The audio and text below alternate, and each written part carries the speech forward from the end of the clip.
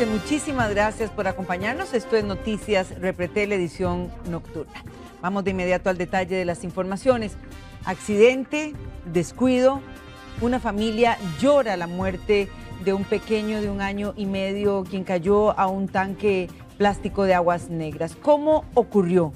Esto se presentó en Cuesta de Corredores y hasta allá viajó Gustavo Díaz para mostrarnos los detalles.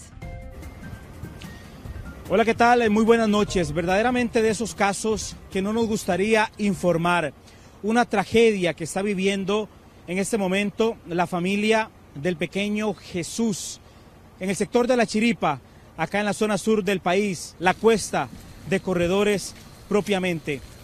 Un minuto, un instante en donde este pequeño Jesús estaba frente a su abuelita y a su mamá, bastó para que él se les perdiera de vista, caminara varios metros por un costado y detrás de la casa hasta llegar a un tanque plástico de aguas negras que tenía en ese momento una tapa y que nadie se explica de qué manera este pequeño pudo abrirla para asomarse y lamentablemente resbalar cayendo dentro de este tanque.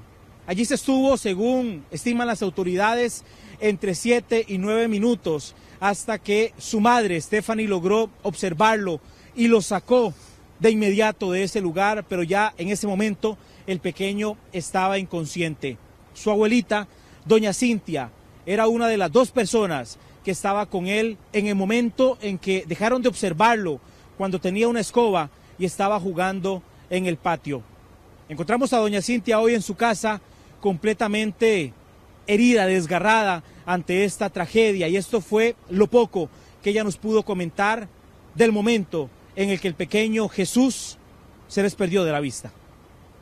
No sé, yo salí con el desayuno y me senté a hablar con Stephanie y él estaba aquí jugando con nosotros y comiéndose una galleta.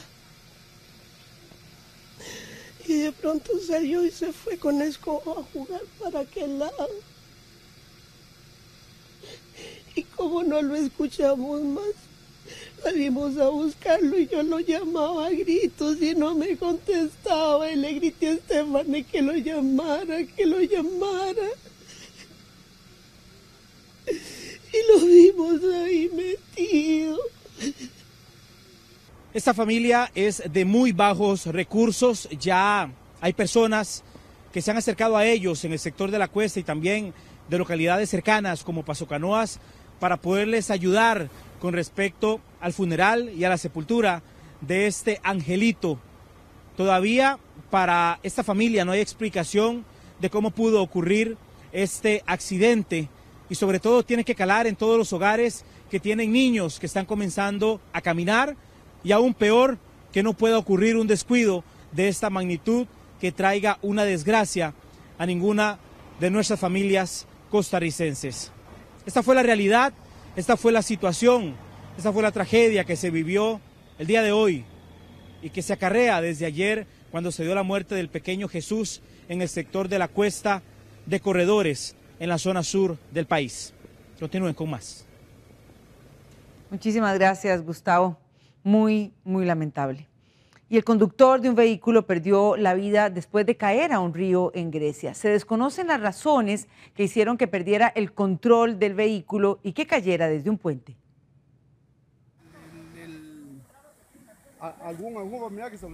Así encontraron el cuerpo de un conductor en un río cerca de calle Corinto en Grecia durante esta mañana. Se desconocen las razones que provocaron que perdiera el control de su vehículo y cayera al río Rosales. Chiquita tiene como unos, creo que tiene como 5 años, algo así. ¿Usted para dónde iba él ahora? No desconozco para dónde iba o si venía a hacer algún mandado aquí a Grecia, porque a veces venía a hacer mandados aquí, como él vive en Santa Cruz del Sur. En teoría, fue en horas de la madrugada, es lo que se está manejando, donde posiblemente pierde el control del vehículo cayendo al cauce del río, lamentablemente pierde la vida en el lugar. El hombre de 28 años de edad cayó desde unos 3 metros de altura, pero se rumora que la corriente estaba crecida por las recientes lluvias y eso complicó que saliera del vehículo. Completamente el cuerpo tapado por el agua, inclusive a estas horas. Hay indicios de que posiblemente en la madrugada el agua estuvo un poquito más alta, se logra ver ahí en las cercanías donde estaba el vehículo, pero eso es básicamente la información que se está manejando. El accidente ocurrió durante horas de la madrugada de este lunes, pero fue hasta el transcurso de la mañana que alguien se percató de la escena. El conductor era vecino de Grecia y conocía muy bien la ruta. Ahora se investigan las razones de su muerte. 40 incidentes relacionados con lluvias atendió ya la Comisión Nacional de Emergencias. Producto de esto ya se abrieron 2 albergues, uno en Naranjo y el otro en Desamparados. Las lluvias ya comienzan a afectar algunas partes del país. Durante la semana anterior, la Comisión Nacional de Emergencias tuvo que atender al menos 40 incidentes. A partir del viernes establecimos una condición de alerta verde para todo el territorio nacional ante la posibilidad de que tuviésemos efectos importantes, sobre todo por un aumento en el patrón de las lluvias ante una activación de la zona de convergencia intertropical, producto de la influencia de un fenómeno atmosférico. Esa condición de alerta verde pues está orientada en que todas las personas que viven en sitios con riesgo de inundación, de deslizamiento, pues redobláramos esfuerzos para estar vigilantes de cualquier cambio. Durante estos días, la CNE habilitó 2 albergues, uno en Naranjo que aún se mantiene abierto y uno en Desamparados que ya fue cerrado. En las últimas 24 horas se atendieron estas emergencias. Una por deslizamiento en Santa Ana, una por fuertes vientos en Upala y 4 inundaciones en Andayure, Pocosí y Quepos. Las condiciones climatológicas son las características de la estación lluviosa. En nuestro país la tormenta Alberto no provocó daños. Principalmente en la zona norte estamos hablando de toda la cuenca del Sarapiquí, la Fortuna, Ciudad de Quesada, Los Chiles, Upala, Guatuso, toda la parte montañosa también del sector montañoso en el Caribe, Siquirres, toda esa parte montañosa va a estar viéndose afectada bastante porque las condiciones los primeros 2 días de la semana va a ser principalmente hacia esos sectores. Para el fin de la semana se espera que las lluvias producto de un sistema de baja presión afecten nuevamente a Costa Rica.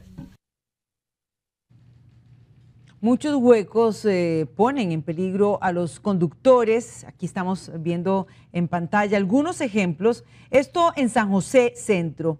Pudimos comprobar las maniobras que deben hacer los motociclistas para evitar caer en estos huecos. Los mismos vecinos ponen lo que tengan a mano para hacerlos más visibles, pero aún así el riesgo siempre es muy alto. El agua falsea por debajo los cimientos. Ya se cayó, ya tenían ahí pues. La señal ya, ahora, a ver, ese no lo vio. Lástima que no firmó eso, ¿verdad?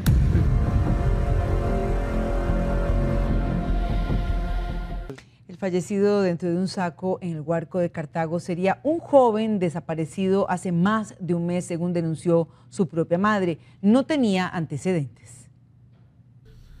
Se trataría de un joven de 28 años de edad de apellidos Fallas Arias. Él salió de su casa hace más de un mes a trabajar con su papá en San José, pero según el OIJ nunca regresó.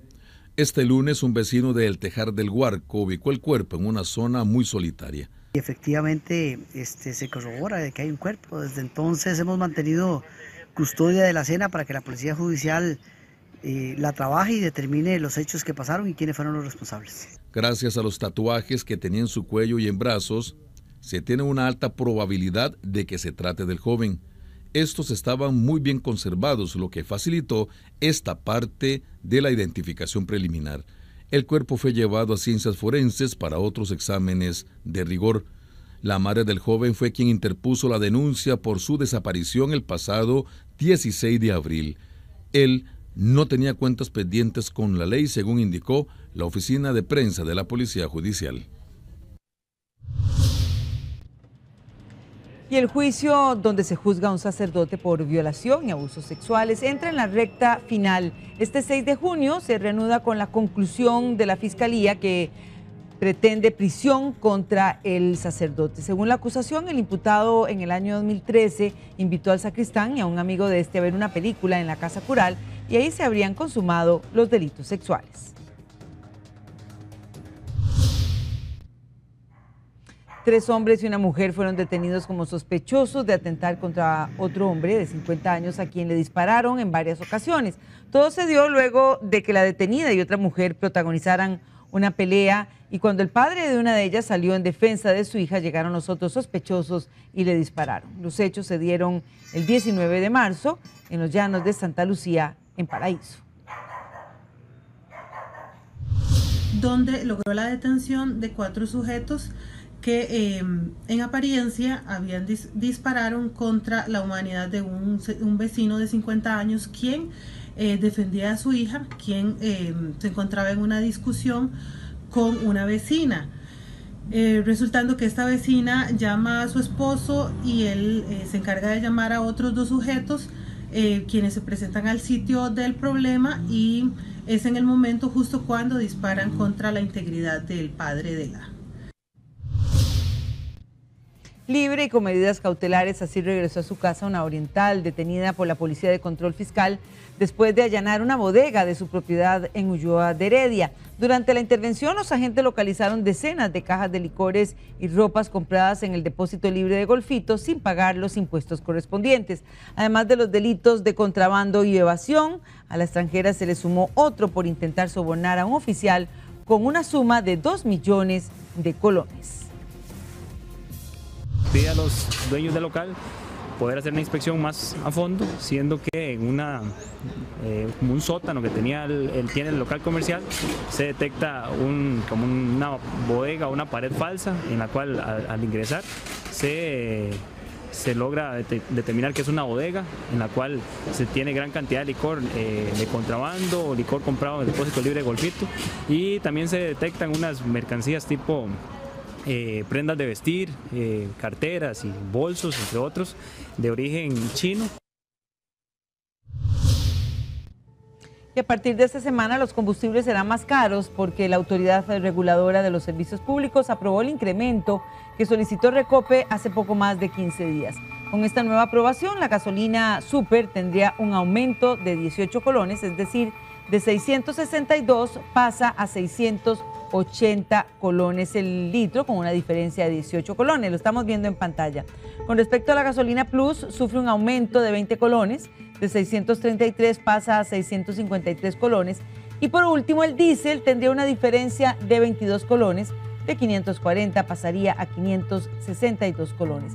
El ajuste de precios se basa en el estudio extraordinario de mayo. Esto contempla los cambios en el precio internacional del petróleo y también el tipo de cambio promedio del Banco Central. Esta medida entra a regir una vez que quede publicado en la Gaceta. Los trabajos de ampliación a 3 carriles en Santo Domingo de Heredia obligan a los conductores a tomar otras rutas y también armarse de paciencia. En este punto solo habrá un carril habilitado todos los días a partir de las 9 de la mañana. Presas, presas y más presas. Ese fue el panorama que se toparon los conductores que transitan desde Heredia a San José por Tibás o viceversa durante este lunes, luego de que arrancaran los trabajos de ampliación de 1.5 kilómetros entre el cementerio de Santo Domingo y el Indio Parque, una obra donde removerán 11 postes para ampliar a 3 carriles esta ruta, que aún no está claro cuándo estará terminada. Parece que es muy bueno, sí, porque aquí la verdad es que son unas presas terribles. Todos los días, a toda hora, son presas y presas perdiendo mucho tiempo. Va a complicar más el asunto, ¿verdad? ¿Y las presas qué tal? ¿Se mueven por acá? Horrible. Sí, de 6 a 8 es un parqueo esto. No, muy bueno. Lo que pasa es que va a quedar en las mismas porque el puente es de 2 carriles, ¿verdad? Súper bien porque se pega mucho la presa aquí, la verdad. Mucha presa siempre por este sector. Sí, todos los días y desde temprano. Los trabajos comienzan todos los días a partir de las 9 de la mañana, momento en el cual solo habrá un carril en el sentido Heredia-San José. Los otros conductores que bajen desde Tibás y hacia Heredia deben desviarse a la derecha 100 metros antes del cementerio. En la primera etapa, los trabajos se centran en la recuperación del derecho de vía. Lo que se busca es habilitar un tercer carril entre el tramo del cementerio Santo Domingo al cruce hacia la Valencia, exactamente la carretera que va hacia el Indio Parque. La idea es con esto mejorar lo que es el flujo en este tramo, que todos los días se hace, durante las horas pico, se hace un congestionamiento de los vehiculares. La Policía de Tránsito mantendrá operativos en horas de la mañana y también en la tarde para evitar los largos congestionamientos. Sin embargo, tome en cuenta que pasar por esta ruta ahora le implicará mucho más tiempo. El 69% de los patronos morosos de la Caja Costarricense de Seguro Social son pequeñas empresas. Esto y más en el siguiente resumen. El 69% de los patronos morosos con la Caja Costarricense del Seguro Social son pequeñas empresas.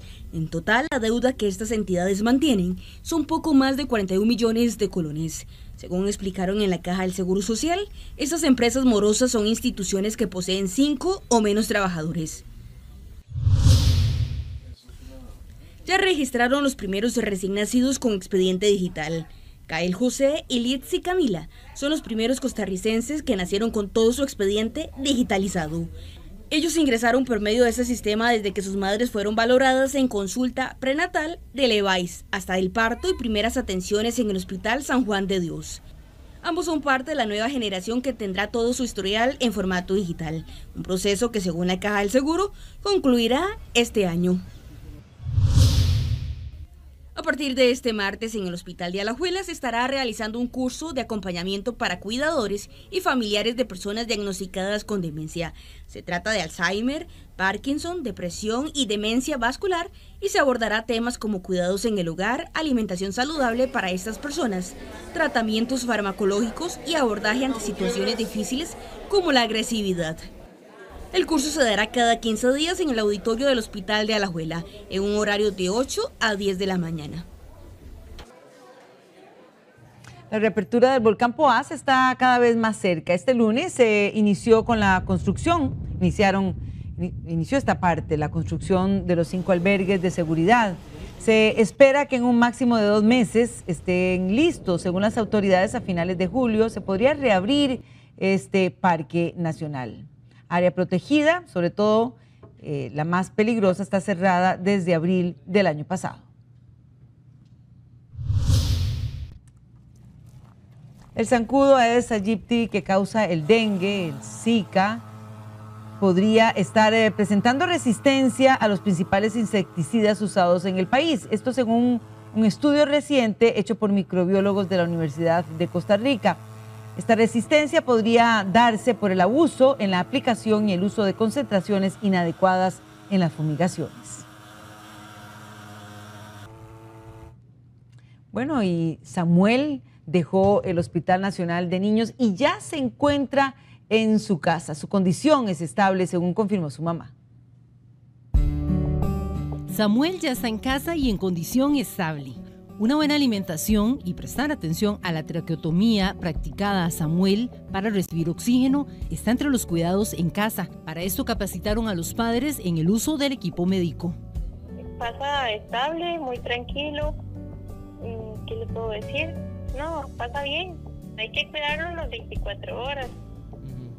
Vigilarlo, que bueno, él tiene traqueotomía, entonces hay que estarle vigilando los plenitos. Entonces hay que estar muy pendiente siempre, también de la alimentación, que no se le pasen las horas, de medicamentos y sobre todo protegerlo, y no podemos recibir a nadie en la casa, entonces es una medida que tenemos, ¿verdad?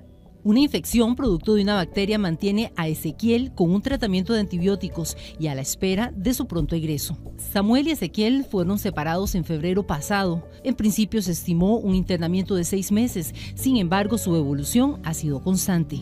Ezequiel está muy bien, él pasa muy tranquilo, él está cumpliendo antibióticos. Tengo la fe de que salga pronto del hospital, pero es cuestión de dar tiempo a ver cómo va a ser el proceso con él, porque son totalmente diferentes. Tras el egreso, los niños tendrán cita médica cada 2 semanas para valorar su avance. El presidente del SINAR, Mario Alfaro, acusa a la ministra de Cultura, Sylvie Durán, de cobrarle la destitución de un funcionario cercano a ella. Ambos jerarcas se rindieron cuentas por la denuncia de supuesto tráfico de influencias de Alfaro. Consideré que había mérito en lo que conocí para trasladarlo al Consejo de Gobierno y lo hice porque es mi deber como ministra y rectora del sector, garante de la probidad en el ejercicio de nuestras instituciones. ¿Qué motivó a la ministra de Cultura y Juventud a presentar una denuncia en mi contra por un supuesto tráfico de influencias ocurrido en mayo de 2017, es decir, un año atrás, ante el Consejo de Gobierno de la República, A mí se me cobra la destitución de Pablo Cárdenas Pereira, exdirector general del SINART. Sylvie Durán, jerarca de Cultura, fue la que denunció a Mario Alfaro, presidente del SINART, por supuesto tráfico de influencias. Alfaro es investigado por supuestamente intervenir ante el trámite de un crédito por 500 millones de colones en Infocop de una cooperativa de sus familiares. Pero poco se habló de eso en la audiencia. Las diferencias entre Alfaro y Durán quedaron claras en esta comisión. Si alguien quiere mi puesto, que lo diga y no utilice subterfugios y calumnias para tal propósito. Costa Rica es un país de derecho y yo ejerceré mi defensa en todos los espacios y por las vías correspondientes. No voy a prestarme voluntariamente al montaje, a la mentira ni al juicio político. Me preocupa cuántas cosas se están poniendo en la mesa que son lo que dicen, que dijeron personas de distinta relación con el tema. No, don Mario es completamente vinculado con el tema. Ah, claro, pero sí. Él dice que dijeron de Consejo de Gobierno tal, de espacios donde él no pero estaba en primera persona. Mario Alfaro reveló que recibió presiones del gobierno anterior desde la presidencia para no investigar al director del SINART, Pablo Cárdenas, en un caso que también involucra a un diputado del PAC. Entre el 16 y el 22 de marzo, no puedo precisar el día, pero eso es muy sencillo, pedir las bitácoras de ingreso a Casa Presidencial y confrontar los videos. Me convocó el exministro de la Presidencia, Sergio Alfaro Salas, para solicitarme que ese informe no se conociera antes de las elecciones del 1 de agosto. La audiencia duró más de 2 horas y es la primera investigación de la Comisión de Ingreso y Gasto de los nuevos diputados. El gobierno realiza una indagatoria sobre este tema y dará el resultado este martes en Zapote.